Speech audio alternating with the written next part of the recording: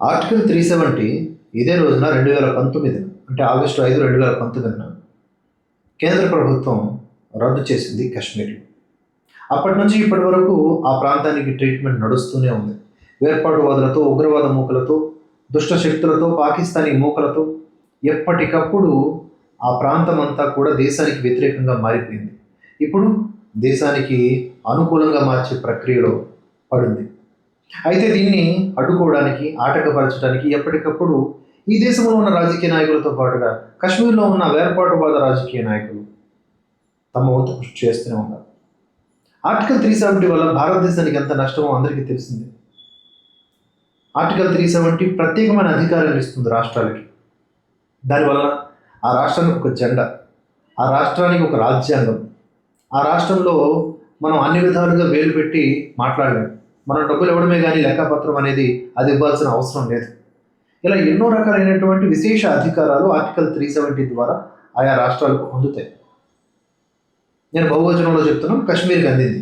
దశాబ్దాల పాటు వాటిని ఎంజాయ్ చేసింది. సరే, ఇప్పుడు ఎంజాయ్ చేయడం వల్ల మనకు వచ్చినటువంటి నష్టం ఏమిటి? ఆ ప్రాంత ప్రజలకి ప్లస్సే కదా. అంటే ఆ ప్రాంత ప్రజలు మానసికంగా మనతో పాటు విడిపోయారు. అక్కడ ఉన్న వాళ్ళు పాకిస్తాన్కు అనుకూలంగా మారిపోయారు. భారతీయులు ఎవరైనా అక్కడ అడుగు పెట్టాలంటే బిక్కుబిక్కుమంటూ బ్రతకాలి. అంతేకాకుండా అక్కడ భూములు కొనడానికి లేదు. భారతీయుడు కాశ్మీర్లో ఉన్నటువంటి ఆడపిల్లల్ని పెళ్లి చేసుకోవడానికి లేదు. అదే పాకిస్తాన్ వాడిని ఆవిడ చేసుకోవచ్చు. ఇలా ఎన్నో దుర్మార్గాలండి. వీటన్నింటినీ మరలా కోరుకుంటున్నారు ఈ రాజకీయ నాయకులు. అంటే కేవలం అక్కడ అధికారంలోకి రావడం కోసం అని చెప్పేసి అలాంటి హామీలు ఇస్తూ ఉన్నారు. మెహబూబా ముఫ్తీ అక్కడ కూర్చొని ఇవాళ నిన్న అర్ధరాత్రి అనుకుంటా ఒక దాని నిరసన చేస్తూ ఉంది. 2 జెండాలను పట్టుకుంది. కాశ్మీర్ జెండా ఒకటి, భారత జెండా ఒకటి. తప్పు, మనం భారత జెండా అనకూడదు. ఎందుకంటే భారత జెండాని కూడా అవమానించి తనకు నచ్చినట్లుగా ఆ భారత జెండాని మార్చింది. వెంటనే ఆవిడ మీద దేశద్రోహం కేసు పెట్టి లోపల వేయాలి. అలాంటి మూకల్ని ఎందుకు తిరగనిస్తూ ఉన్నారు ఈ బీజేపీ వాళ్ళు? అర్థం కాదు. ఈ కేంద్ర ప్రభుత్వం ఏం చేస్తాం? జెండాను అవమానించిన ఆవిడికి ఇప్పుడు ఈ హౌస్ అరెస్ట్లు ఎలాంటివి కావు, జైల్లో పడేయాల్సినటువంటి తప్పులు చేస్తున్నారు. ఆ వీడియో చూపిస్తాను. దాని తర్వాత ఆర్టికల్ 370 ఎవరు కోరుకుంటున్నారో తెలుసా? పాకిస్తాన్లో ఉండేవాళ్ళు కోరుకుంటున్నారు ఆర్టికల్ 370 కాశ్మీర్లో ఉండాలి. అదే పాకిస్తాన్ వాడు కోరుకునేది కూడా నువ్వు కోరుకుంటున్నావు ఈ దేశానికి. అది అంటే ఈ దేశానికి వ్యతిరేకమైన పని అని. చైనా, పాకిస్తాన్ లేకపోతే ఇత్యాది అమెరికా లాంటి దేశాలు భారతదేశంలో ఎలాంటి పరిస్థితులు ఉంటే తమకు అనుకూలమో అవే కావాలని కోరుకుంటుంది. అదెందుకు మంచి కోరుకుంటుంది? ఆర్టికల్ 370 అనేది మరలా పునరుద్ధరించబడాలని ఈ చైనా కానీ పాకిస్తాన్ కానీ ఎందుకు కోరుకుంటున్నాయంటే మళ్ళీ ఉగ్రవాదులను పంపించవచ్చు, మళ్ళీ భారతదేశాన్ని అస్థిరపరచవచ్చు. సేమ్ ఇప్పుడు పాకిస్తాన్ ఎలాంటి దేనావస్థలో ఉందో అలా మనం కూడా కిందకి దిగిపడిపోవచ్చు అన్నమాట. దీన్ని కోరుకుంటా ఉంది.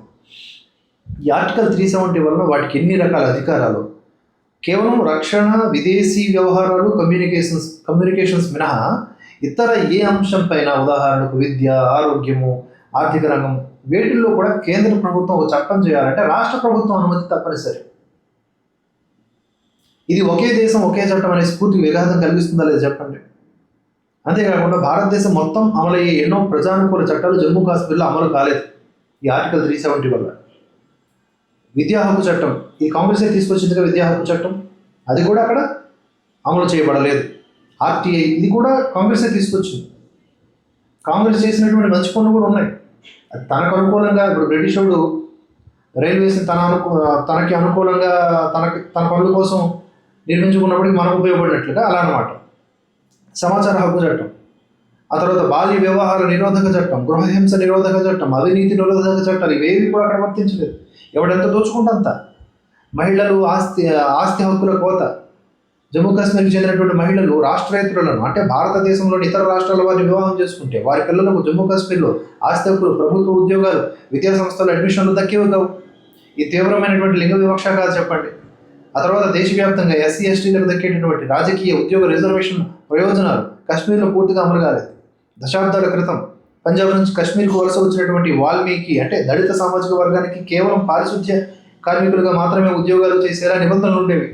వారికి స్థానిక పౌరసత్వం కూడా లభించలేదు. ఆర్టికల్ 35A దీంతో పాటుగా దాని ప్రకారం జమ్మూ కాశ్మీర్ వెలుపలి వ్యక్తులు లేదా సంస్థలు అక్కడ భూమి కొనడం, స్థిరాస్తులు కూడబెట్టడం నిషేధం.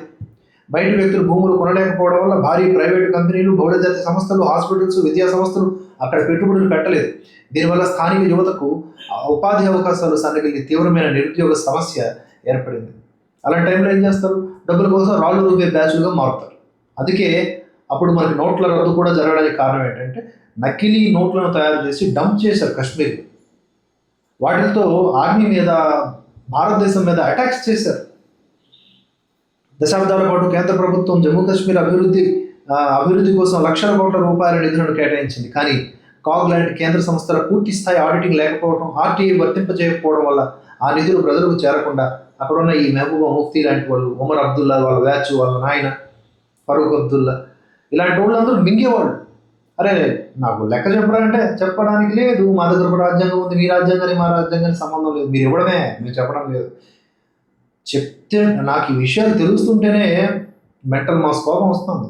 కానీ ఏం చేయగలం చెప్పండి? మళ్ళీ ఇది పునరుద్ధరించాలని కోరుకుంటున్నారు. ఇలా చెప్పుకుంటూ పోతే ఈ ఆర్టికల్ 370 కల్పించినటువంటి ఈ ప్రత్యేక భావన వల్ల, ఈ వేర్పాటువాద ధోరణి వల్ల పొరుగు దేశమైన పాకిస్తాన్ దాన్ని సాకుగా వాడుకొని కాశ్మీర్ యువతను రెచ్చగొట్టింది. నిరుద్యోగం, సరైన అభివృద్ధి లేకపోవడం, ఇవన్నీ జరిగాయి అన్నమాట. ఇప్పుడు అలాంటి ఆర్టికల్ 370 కావాలని ఇక్కడ ఉన్నటువంటి పాకిస్తాన్ వాళ్ళు, ఇక్కడ ఉన్నటువంటి పాకిస్తాన్ వాళ్ళు కరెక్ట్గానే చెప్పాను, అక్కడ ఉన్నటువంటి పాకిస్తాన్ వాళ్ళు కూడా కోరుకుంటున్నారు. చూడండి, ఆ వీడియో మీకు చూపిస్తాను.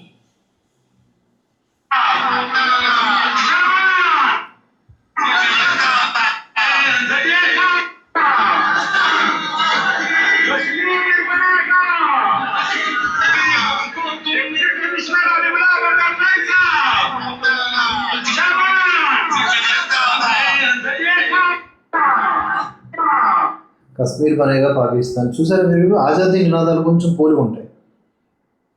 భారత్ తేరే టుకుడే హోంగే ఇన్షా అల్లా అని నినాదాలు చేశారు జేఎన్యూ కేంద్రంగా ఉమర్ ఖలీద్ లాంటి వాళ్ళు. ఇప్పుడు పాకిస్తాన్లో నిన్న జరిగినటువంటి ప్రొటెస్ట్ అనమాట. ఆర్టికల్ 370 జమ్మూ కాశ్మీర్లో పునరుద్ధరింపజేయాలి, కాశ్మీర్లో పునరుద్ధరింపజేయాలని చెప్పేసి. దీంతో పాటుగా ఆవిడ ఉంది కదా, మెహబూబా ముఫ్తీ,